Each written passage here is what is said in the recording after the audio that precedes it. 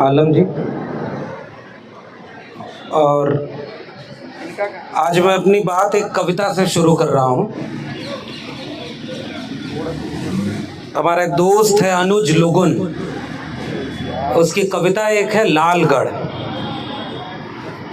ऐसा तो नहीं है साहब कोई ईंट फेंके और आप चुप रहें।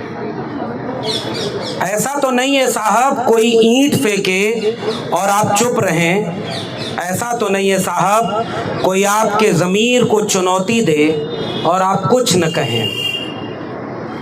ऐसा तो नहीं है साहब कोई दखलंदाजी करे और आप उसकी आरती उतारें। ऐसा तो नहीं है साहब धुआं उठे और आग न रहे। ऐसा तो नहीं है ना साहब।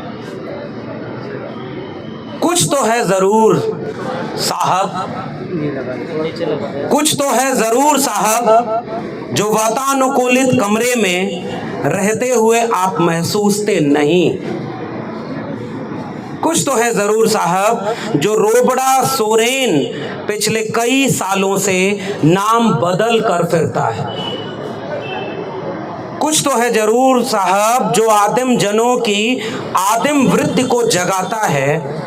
कुछ तो है ज़रूर साहब आप ही के गिरेबान में, आप ही के गिरेबान में, वरना कोई गढ़ यूं ही लाल नहीं होता। और आप हैं कि बड़ी बेशर्मी से कह देते हैं कि बदअमनी के जिम्मेवार रोबड़ा सोरेन को जिंदा या मुर्दा गिरफ्तार किया जाए। आज मुझे ये कविता किसी एक व्यक्ति के ऊपर लिखी जाने की बजाय देश के एक प्रतिष्ठित विश्वविद्यालय, केंद्रीय विश्वविद्यालय, देश की राजधानी के एक बड़े विश्वविद्यालय के परिसर में, ऐसे देश के एक भूगोल के उपेक्षित कर दिए गए हिस्से, वहां से चल करके जो लोग हमारे बीच में बैठे हैं, मैं एक ऐसे भारत की कल्पना करता और उस पर गर्व करता कि इन लोगों को भी ऐसे विश्वविद्यालयों में पढ़ने का मौका मिला होता, या उस बच्चे को पढ़ने का मौका मिला होता जो कनरम सुरेश है, जिसे आज यहाँ पर केवल यह पहचान बताने के लिए आना पड़ रहा है कि जिन्होंने मेरी उंगलियां काटी हैं वो गुनहगार नहीं है। और इस सभा में आकर के मुझे लगता है कि एक विश्वविद्यालय होने का मतलब उठाया जा रहा है कि ये देश किसका है, कौन है इसके नागरिक। और वो लोग यहां पर बैठे हुए हैं जो शायद एक झंडा, एक निशान, एक विचारधारा, एक रंग में पूरे भारत को रंगना चाहते हैं। उनके सामने चुनौती है और वो आपसे एक सवाल पूछ रहे हैं कि ये भारत हमारा कितना है। मुझे भी गर्व होता है बतौर नागरिक कि आजादी के अमृत महोत्सव मनाए जाने के दौरान इस बात को अब सरकारें आपके सामने कह रही हैं कि आप गर्व करिए कि आप भारत के नागरिक हैं। आप गर्व से तिरंगा फहराइए। जी हाँ, मुझे गर्व होता है कि हम भारत के नागरिक हैं। इसके लिए किसी सरकार से न तो सर्टिफिकेट की जरूरत है और न किसी सरकार या पार्टी के नेताओं से उस दिशा निर्देश की जरूरत है कि मैं कैसे गर्व करूं। लेकिन इस सभा में, इस आम सभा में खड़े होकर मुझे ऐसा लगता है कि मुझे शर्म आती है कि मैं एक ऐसे देश का नागरिक हूं जहां जुल्म और ज्यादती उस देश को चलाने वाले सत्ता में बैठे निजाम करते हैं और उन्हें कोई सजा नहीं मिलती।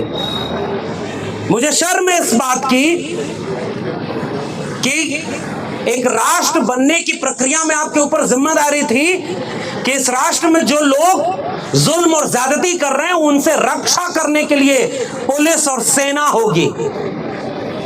मगर मुझे शर्म आती है कि यहाँ वो लोग इस देश के नागरिक बैठे हुए हैं जिनका आरोप है कि उनके ऊपर जुल्म और ज्यादती इस मुल्क की सेना और पुलिस कर रही है। मुझे शर्म आती है इस बात पर कि वो जो सब कुछ दिन के उजाले में होता है, उसके बाद भी इस मुल्क के हुक्मरान छोड़िए, आंख पर पट्टी बांध करके एक प्रतीक है ना कि तराजू हाथ में है न्यायपालिका के, जो न्याय करेगी, उस न्याय की कुर्सी पर बैठे हुए लोगों को भी ये नहीं लगता कि ये जुल्म और ज्यादती किसके ऊपर हुई है और किसने किया है। फिर मुझे याद आता है कि ये कोई नया तो नहीं है। आजादी के अमृत महोत्सव मनाए जाने के 75 वर्षों के बीच भी ऐसे मुल्क में लक्ष्मणपुर बाथे भी हुआ जिसके सारे आरोपियों को बरी कर दिया गया। वहां दलितों की बस्तियां जला दी गई, लेकिन गुनहगार कोई नहीं है। ऐसे मुल्क में शंकर बिगहा हुआ, बेलशी हुआ, नेल्ली का नरसंहार हुआ, कौन जेल में है? वैसे ही बस्तर हो रहा है, वैसे ही गोमपाड़ के लोग आए हुए हैं और वे भी वही सवाल पूछ रहे हैं कि वो जो 17 लोग मारे गए वो किसकी गोलियों से मारे गए, किसने उन्हें मारा है? और तो और जिन्होंने उस बात के लिए न्याय की उम्मीद की, वही सबसे बड़े गुनहगार बना दिए गए।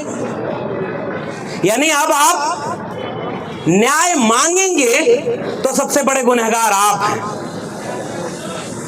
इसलिए मुझे शर्म आती है कि मैं भी इसी देश का नागरिक हूं, और चूंकि मैं एक जिम्मेदार नागरिक होना चाहता हूं, इसलिए मैं ये अफसोस के साथ, शर्म के साथ कह रहा हूं कि जी हां, इसी भारत के उस इलाके में ये सब हो रहा है जहां आप कभी भारत के नक्शे को अगर बनाएं। हम लोग भी अभी सरोजगिरी बोल रहे थे कि जो सबसे बड़ा इम्तिहान आज भी इस देश में माना जाता है, हम लोग जिस इलाके से आते हैं वहां तो पैदा होते ही लड़कों को कहा जाता है जाओ IAS IPS बनो, सबसे बड़ी नौकरी है। और हमने भी कोशिश की, बहुत अफसोस होता था कि हम पास नहीं कर पाए, मगर आज ऐसा लगता है कि अफसोस नहीं है, फक्र है, वरना उन्हीं की सूची में हमारा भी नाम शामिल होता जो खुद IPS रह करके भी बलात्कार करते हैं और उसके बाद भी इस मुल्क के निजाम उन्हें तमगा पहनाने का काम करते हैं। ये सबसे बड़ी विडंबना है इस मुल्क की, और इसलिए ये सवाल यहां से पूछा जाना चाहिए कि उसी UPSC की तैयारी करते वक्त हम लोग पढ़ते थे कि आप भारत का नक्शा जब बनाएंगे तो उस भारत के नक्शे में खनिज संपदा का जो इलाका आएगा, जितनी दूर वो खनिज संपदा भारत के नक्शे में अपनी जगह घेरती है, वो सारा इलाका वही इलाका है जहां आदिवासी अपनी जगह रखते हैं। यानी जब तक आदिवासी हैं वहां, तब तक वो खनिज संपदा लूटी नहीं जा सकती। केवल और केवल युद्ध इतना ही है। ये युद्ध एक ऐसे आजाद भारत में उन सभी नागरिकों को उनका हक दिलाने का नहीं है कि हम विकास करने के लिए आपके इलाके में सड़क बनाएंगे और आपका हम विकास करना चाहते हैं। ये कैसा विकास है साहब? आप जिसका विकास करना चाहते हैं वही लोग कहते हैं कि ये हमारा विनाश है। आप किसानों का विकास करना चाह रहे थे, किसान सड़क पर बैठ गए, 713 से ज्यादा किसानों की शहादत होनी पड़ी। उन्होंने कहा जो विकास आप हमारा करना चाहते हैं वो विकास नहीं चाहिए, किसानों को चाहिए ही नहीं, आप उनका जबरदस्ती विकास कर रहे हैं। जैसे हम इसी विश्वविद्यालय परिसर में हैं और यहाँ एक नई शिक्षा नीति लागू कर दी गई है कि आजादी का अमृत महोत्सव मनाने के दरमियान अब एक नई शिक्षा नीति लागू होगी जो छात्रों, शोधार्थियों और शिक्षकों के जीवन में क्रांतिकारी बदलाव लाएगी। और छात्र, शिक्षक जागरूक, वो कह रहे हैं कि भाई ये हमें नई शिक्षा नीति नहीं चाहिए, ये हमारा विकास नहीं विनाश करने वाली शिक्षा नीति है। कैसा विकास आप करते हैं? और वैसा ही विकास आप कर रहे हैं आदिवासियों के ऊपर कि हम तो सड़क बनाना चाहते हैं। साहब एक बार पूछो तो सही कि आदिवासी मांग क्या रहे हैं। और ये देखिए, जैसे शिक्षकों में भी बहुत सारे शिक्षक प्रोफेसर यहाँ ऐसे हैं ना जो यहाँ अखंड भारत कैसे बनाया जाए इसका सेमिनार करेंगे, उसके लिए विश्वविद्यालय परिसर में छूट है। और इसी जगह पर अगर इस तरह का कार्यक्रम किया जाएगा तो पुलिस प्रशासन, विश्वविद्यालय वो आपसे कहेगा कि ये विश्वविद्यालय में नहीं हो सकता। अभी उस दिन का इंतजार करिए कि कुछ दिन बाद इसे विश्वविद्यालय में अगली धर्म संसद लगाई जाएगी और कहा जाएगा कि 2025 में कैसे इसे अखंड भारत और हिंदू राष्ट्र बनाना है और इस विश्वविद्यालय में उसका भी स्वागत किया जाएगा। इसलिए यहां पर खड़े होकर के मैं ये सवाल पूछता हूं कि जो खनिज संपदा जितनी जगह उस भारत के नक्शे में घेरती है उतनी जगह तो आदिवासी भी घेरते हैं, और आपका विकास केवल इतना है कि उस जल जंगल जमीन को उनसे छीन लो, उसके लिए भले आदिवासियों को गोली मारनी पड़े, बलात्कार करना पड़े, उनकी बस्तियों को जला देना पड़े, वो सब जायज है। कैसे इस बात पर गर्व कर ले कोई भारत का नागरिक? केवल तिरंगा लंबा बड़ा बड़ा तिरंगा फहरा करके केवल दिखावा किया जा रहा है, और वो लोग दिखावा कर रहे हैं जिन्होंने 2003 तक अपने मुख्यालय पर तिरंगा नहीं फहराया, और आज वो आपसे कह रहे हैं तिरंगा नहीं फहराओगे तो तुम देशद्रोही हो। उस संगठन का प्रमुख आज भी प्रधानमंत्री की बात नहीं मानता है, वो अपने डीपी नहीं चेंज कर रहा। अरे हम तो कह रहे हैं अगर डीपी चेंज करनी है तो लगाओ सोनी सूरी का डीपी और कहो कि भारत माता इस देश की अगर कोई है तो वो महिला है। और इसलिए सोनी सूरी की उस बात से मैं अपनी बात जोड़ता हूं, जो किस्सा उन्होंने उस आदिवासी महिला का सुनाया। आप इस बात पर चिंतित नहीं होंगे तो फिर किस बात के आप भारत के नागरिक हैं?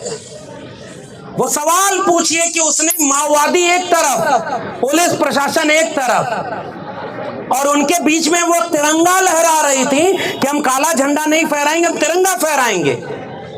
वो एक भरोसे का नाम था ना, वो तिरंगे के प्रति भरोसा था, वो भारत के संविधान पर भरोसा था।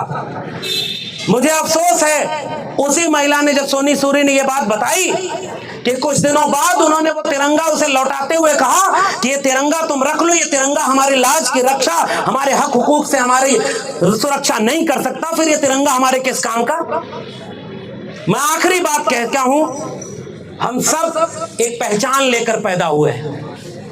जैसे मेरी पहचान एक पुरुष होना है, मेरी पहचान एक ओबीसी समाज से आने वाले का है, मेरी पहचान गांव में रहने वाले एक ऐसे लड़के की है कि जो गाय भैंस चराता था, लेकिन उसको इतना मौका मिल गया कि वो 2-3 विश्वविद्यालयों में पढ़ने के बाद एक विश्वविद्यालय में भले ही ठेके पर सही लेकिन प्रोफेसर तो बन गया। ये मेरी पहचान है। मगर जब मैं अपनी पहचान बदल कर सोचना चाहता हूं और मैं ये सवाल पूछता हूं कि अगर मैं आदिवासी इलाके से होता, या मेरी मां के साथ, मेरी बहन के साथ, मेरे भाई के साथ, ये जो के सुरेश ये लड़का बैठा है, कभी मनोविज्ञान पढ़िएगा साहब। उस बच्चे को केवल आज ये घूम घूम कर दिल्ली में हिमांशु कुमार जी पोस्ट लिखते हुए अफसोस कर रहे थे, और आज भी यहां बोलते हुए सोनी सूरी भी अफसोस कर रही थी। कभी सोचिए इस बच्चे के मनोविज्ञान पर क्या गुजर रही होगी, जिसे दिखाना पड़ता है कि मेरे हाथ की 3 उंगलियां मेरे बचपन में काट दी गई, और जिसने काटा वो बेगुनाह घूम रहा है, और जो हमारे लिए हक की लड़ाई लड़ा उस पर 5 लाख रुपए का जुर्माना लगा दिया गया। उस मनोविज्ञान को कभी आप समझ पाएंगे? आप कितना भी बड़ा तिरंगा फहरा लो, आप जबरदस्ती किसी के दिल में राष्ट्र के प्रति प्रेम नहीं पैदा कर सकते, क्योंकि राष्ट्र किसी की जबरदस्ती बनाने से बनता ही नहीं है। राष्ट्र साझा सुख और साझा दुख से बनता है। और आज इस मुल्क में उस कोने से आए हुए आदिवासी हमसे सवाल पूछ रहे हैं, भाई अगर हम इस मुल्क के बाशिंदे हैं, अगर मेरी पहचान आदिवासी नहीं है, तो क्या मुझे ये जुल्म और ज्यादती पता ही नहीं होगा? और अब मैं जबरदस्ती इनसे कहूंगा कि नाज करो इस हिंद पर कि तुम्हारा मुल्क है।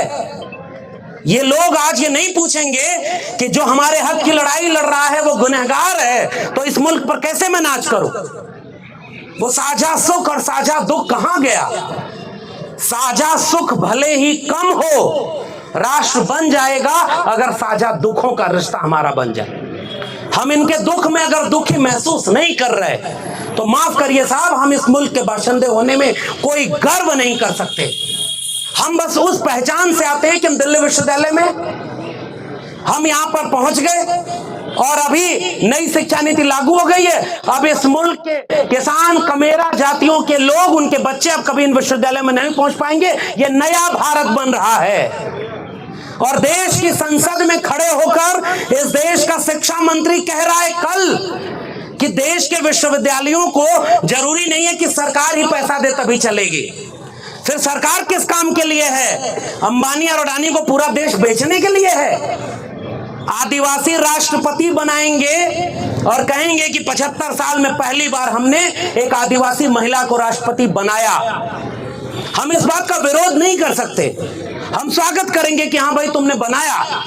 लेकिन जब नॉमिनेशन हुआ उस महिला का राष्ट्रपति पद के लिए, उसी समय वो ग्राम पंचायत अधिनियम जो ये शर्त रखता था कि आदिवासियों की कोई जमीन ग्राम पंचायत से बिना सहमति के नहीं छीनी जा सकती, उसमें संशोधन कर दिया गया और अब कोई भी सरकार विकास के नाम पर उनकी जमीन छीन लेगी। ये है नया भारत। इसलिए आपको दिखाया जाएगा कि मैंने एक दलित को राष्ट्रपति बना दिया, मैं ओबीसी प्रधानमंत्री हूं। ऐसा ओबीसी प्रधानमंत्री है जो आज तक कभी मंडल कमीशन के नाम ही नहीं लेता है, जाति जनगणना होनी चाहिए इसका नाम ही नहीं लेता है। वो केवल चुनाव में याद करता है कि मैं ओबीसी हूं, बाकी समय वो कहता है गर्व से कहूं मैं हिंदू हूं और मुझे 2025 तक हिंदू राष्ट्र बना देना है। ये कौन सा मुल्क है भाई? मेरा सवाल इस मुल्क के आजादी के 75 वर्ष मनाए जाने के दौरान है और ये सवाल पूछना कोई भी गुनाह नहीं है, क्योंकि ये हक हमें इस देश का संविधान देता है, जितना बचा है उतना ही। इसलिए मैं केवल ये सवाल पूछ करके वह सवाल करते हुए कि मुझे नहीं पता ये चंद लोग जो यहां पर खड़े हैं उनके बीच से सोनी सूरी या सुरेश या हिमांशु कुमार जो लड़ाई लड़ रहे हैं या जो ये लोग यहां आए हुए हैं, कभी सोच कर देखिएगा जो बस्तर में हो रहा है क्या वो कश्मीर में नहीं हो रहा है? कौन सा मुल्क है फिर ये? कश्मीर का भारत कौन सा भारत है? नॉर्थ ईस्ट का भारत कौन सा भारत है? वहां पर इरोम शर्मिला जिसने आप सपा के खिलाफ इतनी लड़ाई लड़ी, क्या मिला अंत में उन्हें इस मुल्क में? केवल सेना, मिलिट्री, पुलिस। और पुलिस केवल इसलिए कि आप लोकतांत्रिक मूल्यों की आवाजों को केवल दबाएंगे। माफ करिए साहब, हम एक विश्वविद्यालय के छात्र हो सकते हैं, प्रोफेसर हो सकते हैं, हमारा पेट भरा हुआ है तो हम यहां खड़े हैं।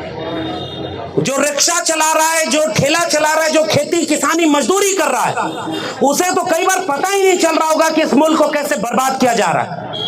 इसलिए जिम्मेदारी हमारी है, क्योंकि हम ये जानते हैं कि हमारे सामने कैसे संविधान तहस नहस किया जा रहा है। आप भगवा रंग का संविधान बना के लहराओ, आप किसी मुल्क के मंदिर मस्जिद के नाम पर देश की जनता को लड़ाओ, शिक्षा रोजगार पर कोई बात नहीं करो, आपको कोई सरकार प्रशासन नहीं छेड़ेगी, आपके ऊपर कोई मुकदमा नहीं होगा। और आप अपने हक की बात करो, आपके ऊपर मुकदमे लगाएंगे और आपको जेल में डालेंगे। तो जेल तो हमारे लिए कहा जाता है ना कि दूसरा घर है। और मैं तो हिमांशु कुमार को सैल्यूट करता हूं जिन्होंने ये वादा किया कि मैं 5 लाख रुपए नहीं भरूंगा, तुम्हें जेल में ले जाना है तो जेल में ले जाओ। हक की लड़ाई में अगर ऐसे ही जेल जाना होता, जेल से डर लगती। अरे जेल से तो वो डरे जिनके पुरखे माफी मांगा करते थे कि जेल से निकाल दो, हमको पेंशन दे दो और हम जीवन भर तुम्हारी दलाली करेंगे। हम तो भगत सिंह को याद करते हैं जिसने अपने आखिरी पत्र में अपनी मां को लिखा कि मैं चाहता तो जिंदा रह सकता था, लेकिन मैं जिंदा नहीं रहना चाहता, क्योंकि अगर मैं शहादत दूंगा तो आने वाले वक्त में इस मुल्क की माएं अपने बच्चे को भगत सिंह बनाने का ख्वाब देखेंगे। इसलिए उस उम्र में उन्होंने कुर्बानी दी, उस भारत के लिए कुर्बानी दी जिसमें गोमपाड़ा के लोगों को न्याय नहीं मिलेगा। उस भारत के लिए भगत सिंह ने कुर्बानी दी जिसमें केवल हिंदू मुस्लिम का दंगा कराया जाए और आपका पलक पावड़े बिछाकर सम्मानित किया जाएगा। उस भारत के लिए उन लोगों ने शहादत दी जिसमें शिक्षा रोजगार पर कोई बात नहीं होगी। माफ करिए, मुझे उस भारत पर कोई गर्व नहीं होता, मुझे शर्म आती है कि मैं भी उस भारत का हिस्सा हूं। मगर हाँ, मैं उस भारत को बिरसा, फूले, अंबेडकर और पेरियार के सपनों का भारत बनाने के लिए लड़ूंगा। उस बात पर मुझे गर्व है कि हाँ, मेरे पास एक ऐसी विरासत है जो इस चीज के खिलाफ ऊर्जा देती है, ताकत देती है।